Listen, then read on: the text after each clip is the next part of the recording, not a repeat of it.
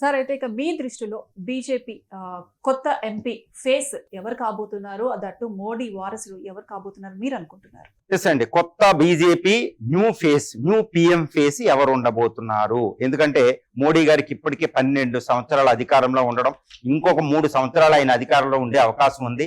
అప్పటికి ఆయన వయసు ఆల్మోస్ట్ 80కి దగ్గరలో వచ్చేస్తాయి అనమాట.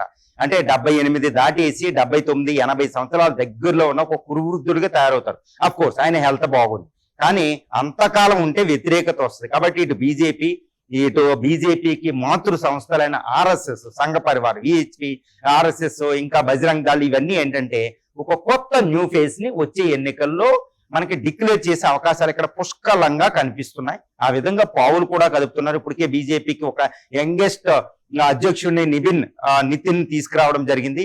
ఈ విధంగా ఒక కొత్త ఫేసు మోడీ వారసుని తీసుకొచ్చే అవకాశం ఉంది. మరి ఎవరిని తీసుకొస్తారు అంటే అరడజన మంది కాంపిటీషన్ ఉన్నారు ఇక్కడ. ఎందుకంటే మోడీ వారసత్వాన్ని ఫిల్ చేయడం అంటే అంత ఈజీ కాదు. ఎందుకంటే ఒక అద్భుతమైన నాయకత్వ పటిమ ఆయన ప్రదర్శించారు. బీజేపీ చరిత్రలోనే, సంఘ పరివార్ చరిత్రలోనే ఒక రాజకీయానికి ఒక అద్భుతం, వాజ్పేయి మించిన నాయకత్వాన్ని ఆయన ఇవ్వగలిగారు మోడీ షాలు. మరి మోడీకి వారసుడు ఎవరు ఉంటారు అంటే అరడజన పేర్లు ఇప్పుడు బీజేపీలో మనం చూసుకోవచ్చు అనమాట కాంపిటేటర్ గా. ముఖ్యంగా ఏంటంటే Yogi Adityanath the best competitor, వారసుడిగా ఈయన సక్సెసర్ గా రావచ్చు యోగి ఆదిత్యనాథ్. తర్వాత మహారాష్ట్ర చీఫ్ మినిస్టర్ ఫడ్నవీస్, అది కూడా మహారాష్ట్ర అంటే చాలా ఇంపార్టెంట్ అవ్వచ్చు.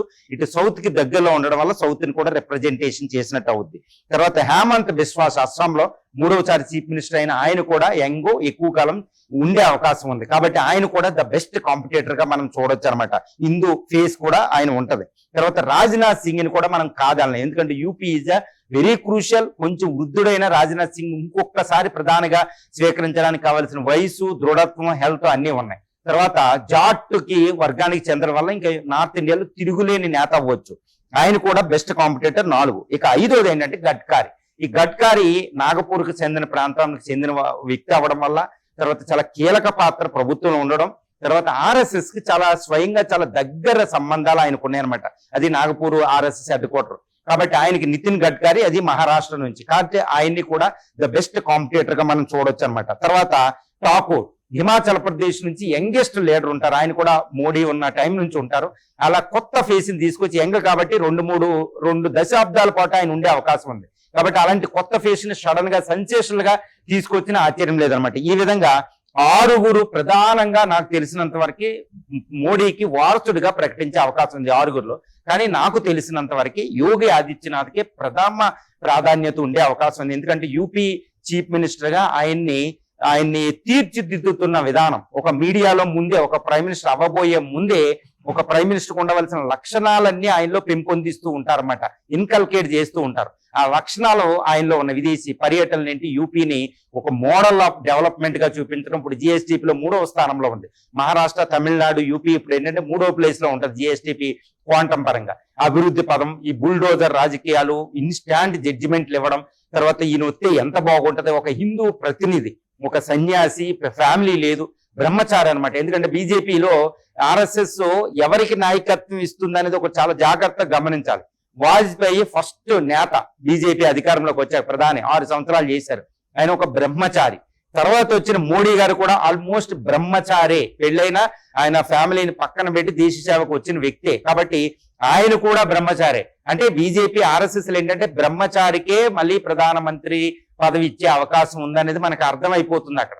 సో యోగి ఆదిత్యనాథ్ బ్రహ్మచారి, సన్యాసి, ఆయనకంటూ ఫ్యామిలీ ఉండదు, కేవలం దేశ సేవ తప్పితే ఆయనకి ఏమీ ఉండదు. కాబట్టి అవినీతికి దూరం అనే ఒక ముద్ర, ఒక అద్భుతమైన పేరు బీజేపీ సంపాదించింది అక్కడ. బంధు ప్రీతి లేకపోవడం అనేది చాలా ప్రధానమైన విషయం అనమాట.